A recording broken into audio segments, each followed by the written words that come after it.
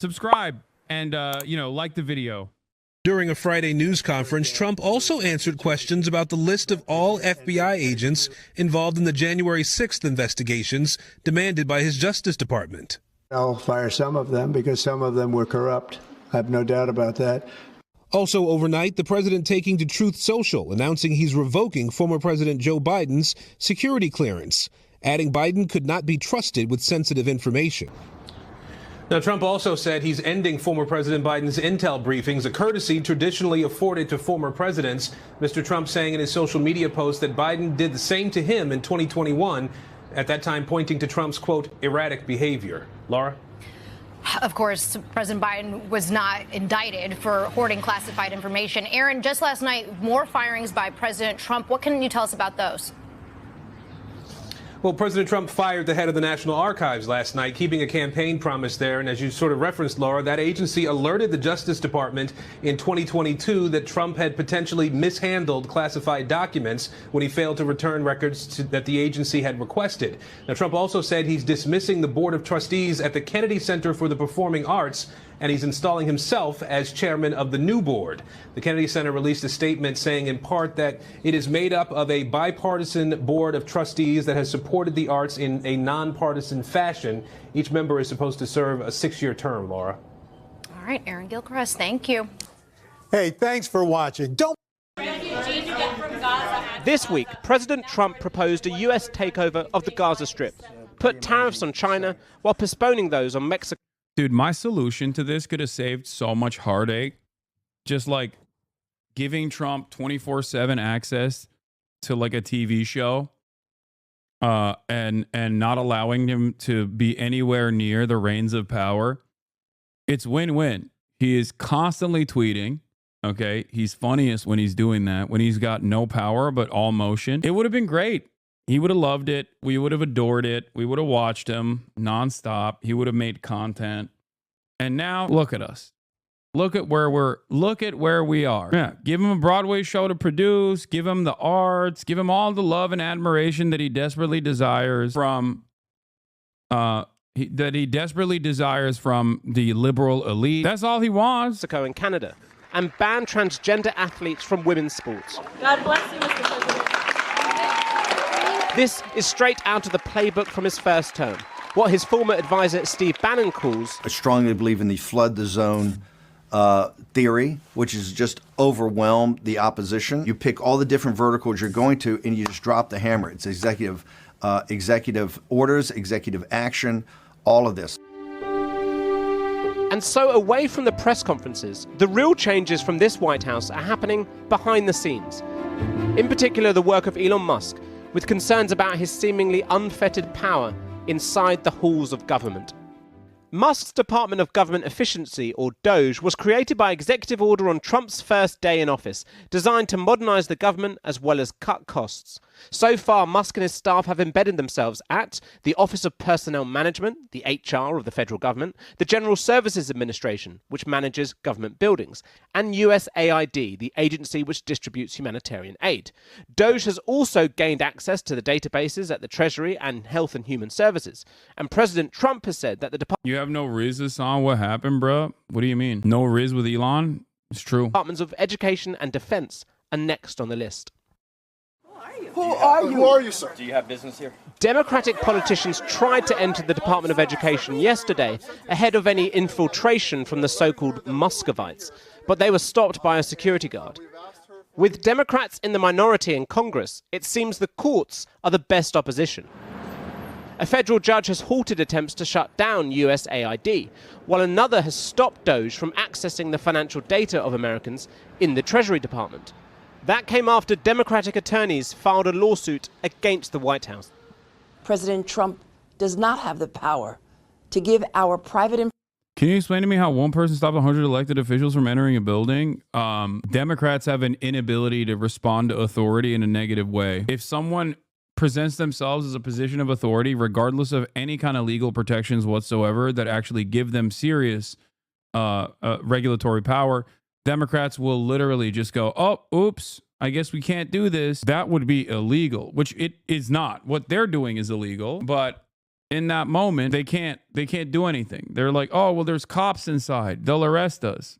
No, they won't. And even if they did, what do you think is going to happen? Apparently, those staffers are ignoring the court orders according to the federal employees on the inside. Yeah, the only time Democrats actually don't care about the authority of a court is if it's a court that is prosecuting Israel. Okay, that's it. That's the only time where they'll chirp and say this court has no power. If that court is the ICC or the ICJ.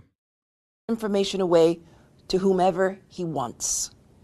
And he does not have the power to cut federal spending that Congress approved, much less to do so by giving the richest man in the world the keys to all Americans' most sensitive information. The courts move slowly, and while critics say the unelected Musk is bypassing Congress entirely and acting unconstitutionally, it could take months for the wheels of justice to catch up with the fast-moving Musk. Just like with his takeover of Twitter, now X, Musk is unafraid to come in and clean out everything, bar the kitchen sink. And President Trump is happy to let him. Mr. President, I wonder what you make of the criticism from Democrats that these staff reductions, the cuts that Elon Musk and Doge are doing are an unlawful power grab. Is there anything you've told Elon Musk he cannot touch? Well, we haven't discussed that much. I'll tell him to go here, go there. He does it. He's got a very capable group of people. The big question for Democrats... He's got the best racists. I love those little racists. They're calling them the Groypers. Very funny group of people. They said, normalize Indian hate. I tell them, I will normalize it. And those worried whether the Constitution is being broken. It's what happens if even the courts cannot stop Trump and Musk. The vice president has hinted in the past that Trump could simply defy judges' decisions. Of course, the president has to be able to run the government as he thinks he should. That's the way the Constitution works. It has been thwarted too much by the way our bureaucracy has worked over the past 15 years. The Constitution also says the president must abide by legitimate Supreme Court rulings, doesn't it? The Constitution says that the Supreme Court can make rulings, but if the Supreme Court, and look, I hope that they would not do this, but if the Supreme Court said the President of the United States can't fire a general, that would be an illegitimate ruling. With the president away for the weekend, Washington can take a brief breath before another week of headlines, well aware that the next press conference or signing might just be a distraction from the seismic shifts happening away from the cameras. I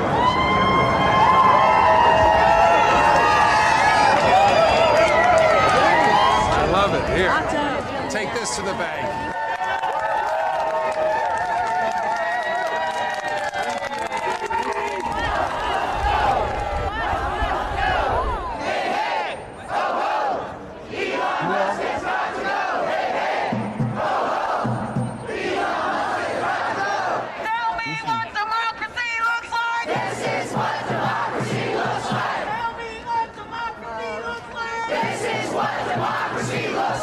I'm Ronna Epting. I'm with Move On.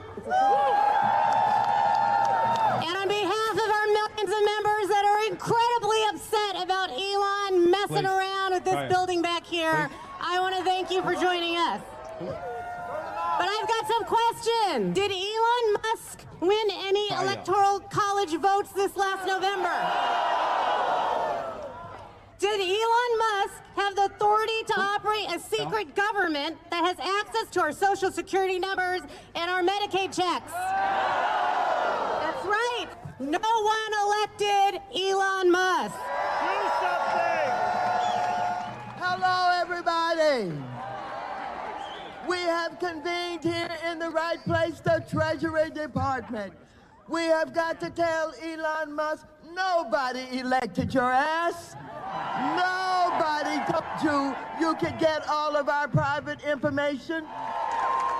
We're here today because an unelected billionaire and his team have been given full and unfettered access to our taxpayer money and our government. Bullshit! Bullshit! He's right. We need to provide oversight to Elon Musk and his team. We don't know what they're doing behind these closed doors. Nothing good! The people deserve. There's nothing funnier than someone being like, just dropping in to unfollow, just watched Asmongold react to a video of you. Dude, you're an Asmongold fan. Like, I don't even know why you were following me to begin with. Like, what? Okay. Like, I guess you're terrified of being outside of your echo chamber, you know? Oh no, I'm getting unfollowed by a swarm of Asmongold fans. Oh no. What am I supposed to, what will I do? Half the time people also follow because the only restriction they have in terms of talking in this community, talking in this chat, is the 10-minute follow restriction. Yeah. Wait a minute. I didn't know that you were pro-Palestinian and also a socialist. This is a bridge too far. I'm unfollowing you. Transparency. Every day that we show up in D.C., we show up for you. We know who we work for. We know that we work for the American people. And what we're not going to do is stand around while they pull this bullshit that they're trying to pull right now. We are not going to sit around while you go ahead and desecrate our Constitution. Instead, we are going to be in your face, we are going to be on your asses, and we are going to make sure, Why do you support Islamic fundamentalist groups? I don't, unless you're talking about their actions against the apartheid genocidal state of Israel. If that's what you're saying, then yeah. It's like saying, oh, do you support Easy Company in World War II? That must mean that you love segregationist, homophobic, misogynistic people.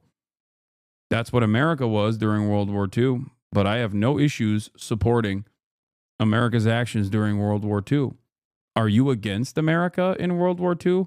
I'm going to be honest with you. You probably are against America in World War II. Let's be real. Why are you chatter? Why are you anti-Allied forces? Sure, you understand what democracy looks like. This ain't it. We don't pledge allegiance to Elon Musk. We don't pledge allegiance to the creepy 22-year-olds working for Elon Musk. We pledge allegiance to the United States of America. I am so tired of these billionaire boys and their grubby little hands grabbing at everything. Hands off our bodies, hands off our data, hands off our tax refunds, hands off our Social Security checks, hands off our Constitution, hands off our democracy, hands off. Today, there was a press conference outside the Treasury Department where a lot of I guess at least people are protesting. I don't know. Democratic elected leaders, especially from the Oversight Committee, came out to say that they are going to be the resistance against what Elon Musk and Donald Trump are trying to do here, taking control of the Treasury payrolls. And what started as a pretty small crowd has grown to over maybe 1,000 people who are really angry at Elon Musk in particular, and see an unelected Okay, billionaire bro, what else should coming people be in. doing? No, I know. I that's what I'm saying. It's like it's definitely limited, and I don't know what kind of impact this will have, or if it will yield any sort of tangible results. But the real motion comes from court orders for the most part. And effectively storming the federal government at cost to federal workers and the American citizenry. They are angry about that. And for all the talk about a lack of resistance forming in the wake of Trump's inauguration, this moment really feels like an inflection point where Democrats in particular have found their footing, and they've found a message about economic populism and fundamental unfairness and the system being rigged. They found that message in a way that worked for them that could be a real problem for Donald Trump.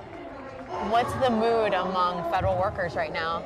It's really funny because I think last time it was, this is an aberration and we're gonna, get through this and things will return to normal. And now it's more like, oh no, this is, we're in this for some kind of long haul, who knows? So it's much more, it feels very disempowering. Are you guys getting work done? You're still working, right? Yeah, we're working. I mean, I think, the shifts that happen very quickly are destabilizing, but, to the extent possible, we continue to do what we can. It feels like for a while there hasn't been like an organized resistance with sort of energy and focus, and I don't know if I'm overstating the case here, but this feels like an inflection point for that. This feels much more exciting than I think anything we've seen, because I was thinking about this the other day. We feel like we have protests and they have rallies, and this feels like a rally. I mean, I've been in government nearly 20 years. I would like it to be more efficient, but not like this. This ruling is absolutely insane. How on earth are we supposed to stop fraud and waste of taxpayer money without looking at how money is spent? That's literally impossible. Something super shady is going to protect scammers. Dog, you literally were celebrating abolishing the Consumer Financial Protection Bureau yesterday. What do you mean? Like, there is no, I don't even know what to say anymore. It's just like so obvious that these guys don't care about scams. You are the number one rube if you believe that Elon Musk actually has your best interest in mind, you know? New York Judge Paul Engelmeyer just forbade all political appointees, including the Treasury Secretary Scott Bessent, from accessing Department of Treasury data, all based on blue and on conspiracy theories. Those theories couldn't be challenged because the order was ex parte, meaning Trump's lawyers weren't warned and couldn't weigh in. Only Democrat attorneys general were allowed to argue. The judge cites no law or logic to support this unprecedented order because it defies both. The judge's ruling is, in essence, that Scott Bessent simply occupies a ceremonial position without real power, like the King of England. This is a grenade thrown in the functioning of the Treasury Department. It forbids the elected government from accessing information about budget and finances. It means Scott Bessent's subordinates have far more power than Scott Bessent does. Democrat pundits who whine about the Constitution are liars and will shred it in the first chance that they get. Meanwhile, you're glazing, an administration that tried to abolish a thing that is in the Constitution, which is birthright citizenship. So I don't know what we're talking about in terms of like constitutional interpretations or shredding the Constitution. Better yet, SCOTUS should bar this judge from ever hearing similar cases again, and every Democrat lawyer involved should be sanctioned. Blue checks confused by Elon not acting in their best interest. Oh yeah, I saw these arguments. What's wrong with the CFPB? They actually got consumer wins. CFPB announces the return of $1.8 billion in illegal junk fees to 4.3 million Americans harmed in massive credit repair scheme. What is the deal with the CFPB? I'm genuinely curious at Elon Musk. As a normal guy, can you please respond and tell me? I assumed it was created for our protection. I've used the CFPB after my bank was giving me the runaround, and I had a bunch of fraud charges that they wouldn't refund me after telling me they found them as fraudulent. Within a week, I had my money back. So explain to me how this doesn't benefit us as American citizens. This one just really baffles me, and I'd love an actual explanation. Yeah, not on board with this one, unless you bring some pretty damning evidence as to why. Do consumers not need to be protected? Wow, guys. I'm beginning to feel like this billionaire, I'm beginning to feel like this billionaire doesn't have the average Joe's best interest in heart. Perhaps they will understand eventually that when Elon Musk says he's combating fraud, he's just calling whatever he doesn't like fraud. Just like when Donald Trump says they're going after violent criminal migrants, they don't actually go after violent criminal migrants, okay? They're going after all migrants that they can get their hands on, including documented migrants that they can get their hands on. That's it. They're just simply saying that because that is marketing, okay? The problem is a lot of people hear someone that they agree with, okay? They hear someone that they agree with, that they think is defeating their ideological opponents, and they immediately drop all critical thinking, and they just assume, oh yeah, well, this guy's saying that he's going after violent criminals, so I'm inclined to believe him. He must actually be going after violent criminals. And the second problem is when they're met with the reality that they're not just going after violent criminals, they still just end up doubling down. How do you know that? Is there any evidence? Yes, ProPublica actually came out with a report that out of the 8,200 migrants that have been deported so far, more than 50% of them actually have no criminal background whatsoever. And there are plenty of those who have a criminal charge that is marginal, inconsequential, would not ever lead to something as massive as deportation, okay? Like trespass, like a trespass charge or a moving violation. But I thought they were just taking out all the violent criminal and serial killers that were roaming the streets because I guess in the previous administration, they just refused to prosecute that sort of thing in our court system. Like that's what you have to suspend your belief. Okay.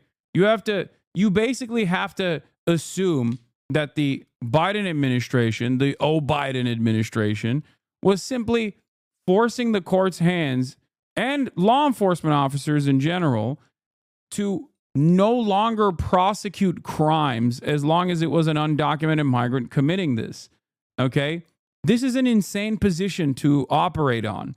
And yet, it is a commonly held perspective. It's crazy. Right wingers are purposely two-faced about this. They say violent crime. Then if you show facts, they say, well, all border crossers are criminals. They know this and they don't care. Yeah, some of them. For sure. I don't know why Kaya just hates the bed ever since I moved it. Like, she hates it more than before. Anyway, Kaya with the plausible deniability, half on, half off. Yeah. So Elon Musk says he's looking for waste and fraud, but the Consumer Financial Protection Bureau costs less than $1 billion a year and has returned $20 billion and counting to consumers in roughly a decade. Interesting. It seems like the people that are going to benefit from this are fraudsters. People who want to defraud the American public. That's who stands to gain from this decision. You know, people who are in Elon's orbit, the actual people that Elon cares about, and not the regular average Joe. Yeah. Not like just wanton destruction. So. Are people fearful right now? Yeah, I think several people, we all talk, and yeah, people are worried. I mean, not physically. I think everybody's kind of aware of, like, it's not as bad for us as it is for a lot of people that have it much worse. But, yeah, the prospect of losing a job that you've worked at and you're really passionate about, you've been doing for decades, is really scary. Yeah, great stuff. This is who they've decided to defend. The user called for the repeal of the Civil Rights Act. He called for a eugenic immigration policy. He said the world should normalize Indian hate. Democratic Congressman Ro Khanna, who is Indian American and is here tonight, like Vance's wife, is also Indian American. He asked the vice president just a simple question on X. Are you going to tell him to apologize for saying, quote, normalize Indian hate before he is rehired into the government? Just asking for the sake of both of our kids. That apparently is a good line to think in the moment, but like honestly, I mean it's like a snide remark overall. But ultimately there is not really much else behind this other than just like hitting him with a good own. Struck a nerve. Does Vance deserve any less? He deserves way worse statements, I think. Vance responded telling Khanna to grow up, adding, quote, racist trolls on the internet, while offensive, don't threaten my kids. But he says a culture that denies grace to people who make mistakes does. Vance went even further in another post, accusing Khanna of emotional blackmail of the Doge staffer, adding, quote, you disgust me. Well, the congressman is here, so I want to start with you because I, for one, was flabbergasted by that exchange. How did you take it?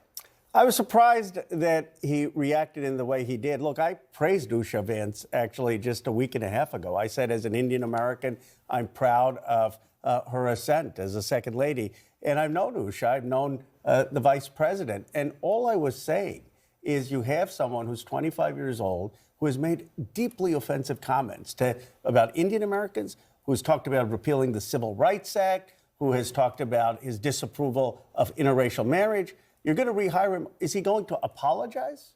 Is he going to have any accountability? No one is saying cancel him. But you can't just rehire him and say, okay, everything is fine, and he's going to represent the United States government. Why not cancel him? This is the final stage of like using cancel culture as a shield, by the way. This is the final stage.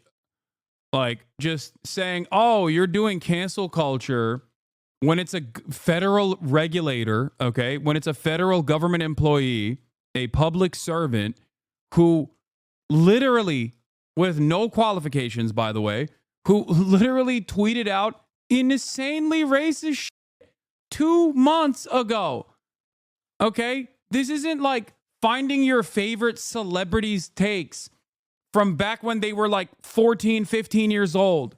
Okay, like everybody understands that kind of stuff is boring and annoying and no one actually cares about it, even though a lot of people engage in it still. Okay, this is not that. It's crazy. It's like, yeah, I mean, as long as, yeah, well, let's hire Kanye West to a government position, right now. Let's hire Kanye West to a government position right now. Let's give him access. F it. It's cancel culture if you say he didn't know what he was doing when he tweeted those things today. Okay? As long as it's tomorrow, it's going to be tomorrow at a certain point, right? And when it's tomorrow, we'll just say, oh, that was yesterday. That was the old him. Give him the nuclear launch codes. Asking, because we're living in an era where we're being told that if you talk about diversity, you should be canceled out of the government.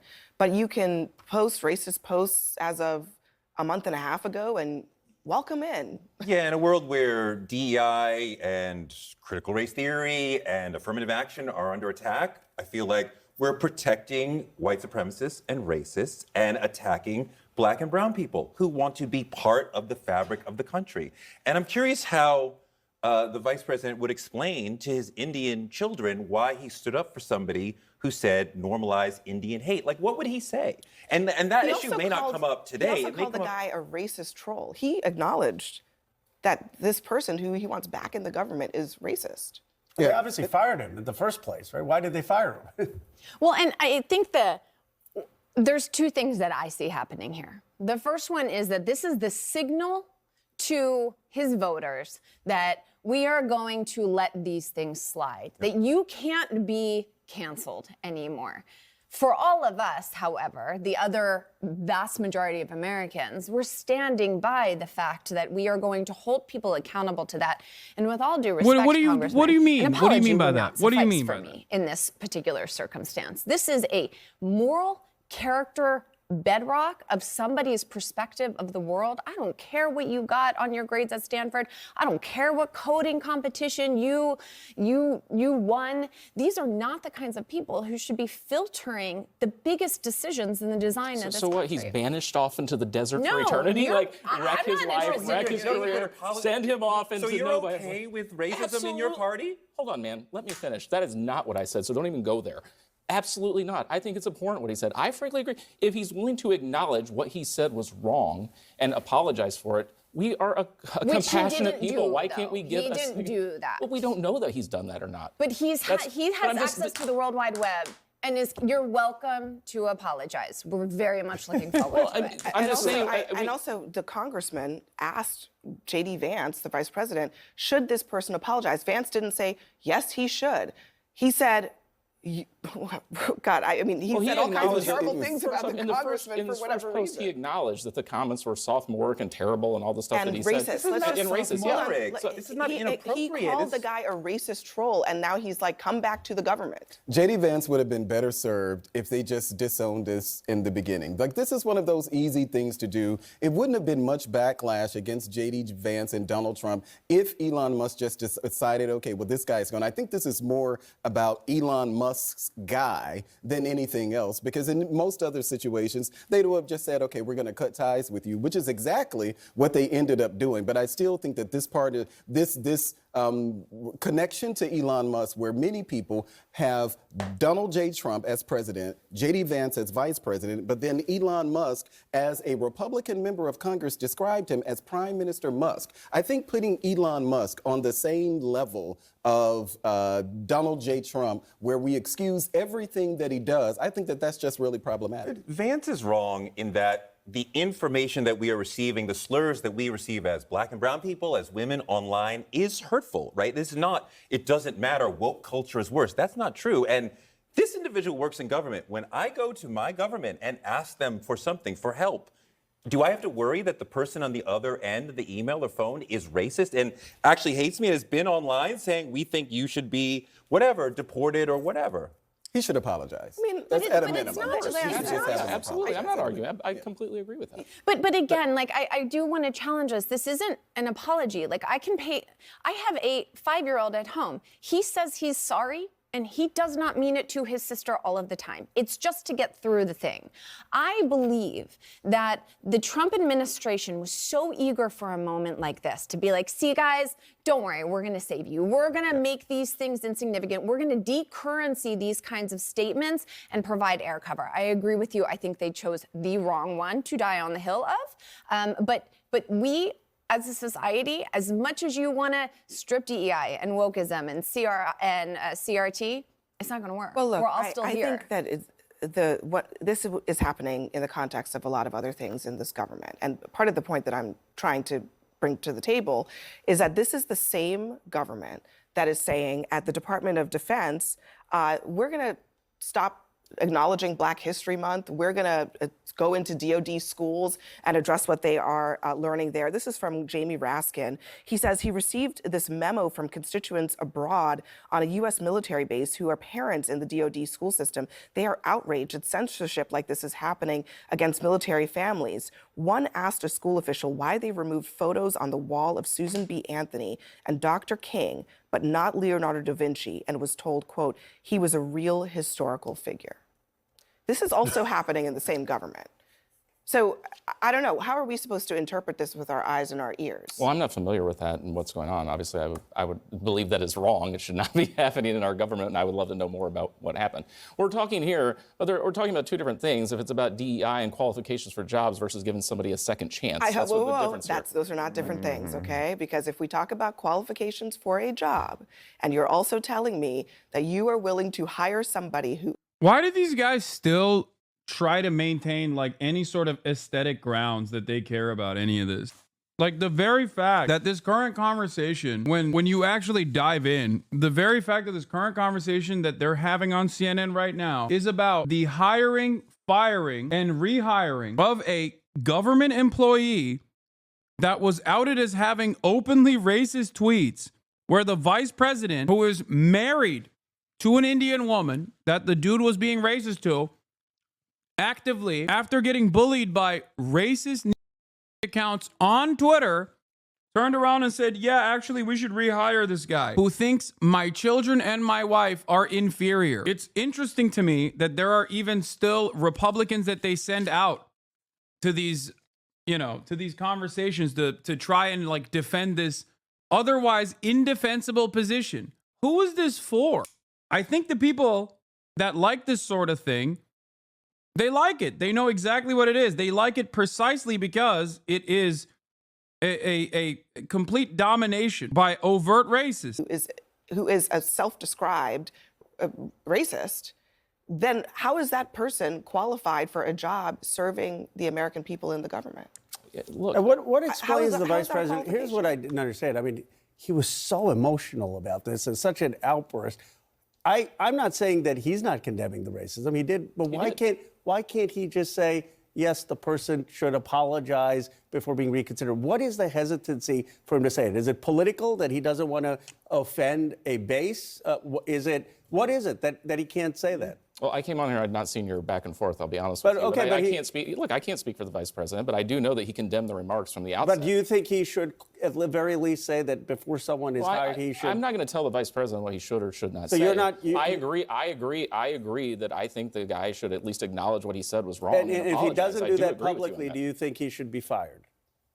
The guy, if he doesn't acknowledge that. Yes, I have very clear.